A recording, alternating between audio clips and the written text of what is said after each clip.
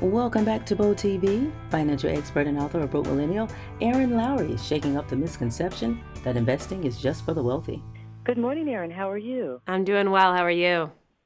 I'm well, thank you. Now, Erin, I'm excited to hear that you're shaking up the misconception that investing is just for the wealthy. Yes, Can ma'am. you, yes, can you tell us why it's so important to invest? Well, it's so important to invest because you're taking advantage of compound interest. I like to think about it as harnessing that power for good. Now, sometimes we have experience with compound interest working against us when it comes to debt, but when it's investing, you are harnessing that power to work with you and for you. Now, it's really hard to just save our way to a big financial goal. And an example I like to use is that if you want to have $1 million in the next 30 years, and if you were just to put money into a savings account, it would have to be more than $2,700 a month for you to achieve that goal. But if you invested $1,000 and then put $900 per month into that investment and had an average 7% return over 30 years, you would hit that $1 million mark. And that's an $1,800 difference every month. Now, that's a lot of money to put back in your budget. Mm-hmm.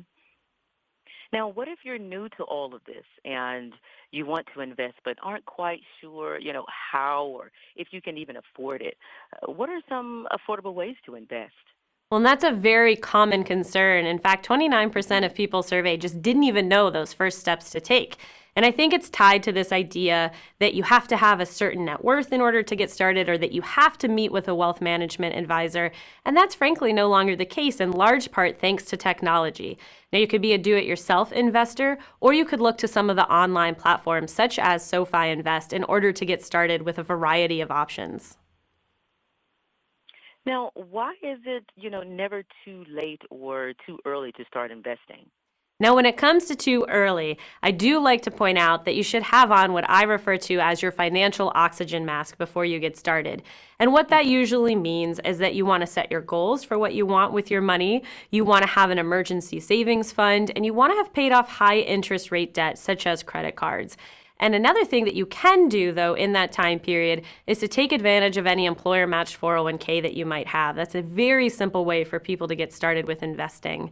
Now, in terms of too late, you have to think about when you need access to your money.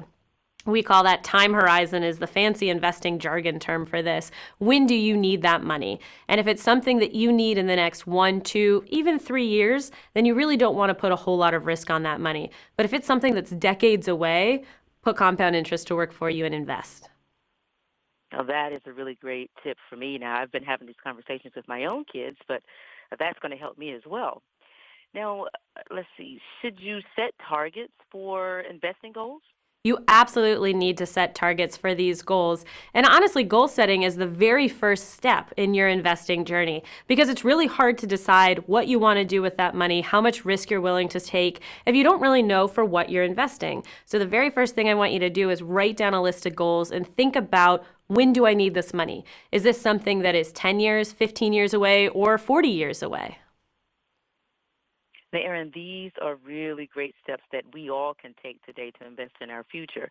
So where can our audience go for more information?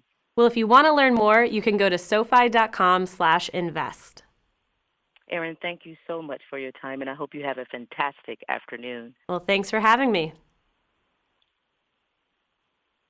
This interview is brought to you by SoFi. More on boldmags.com.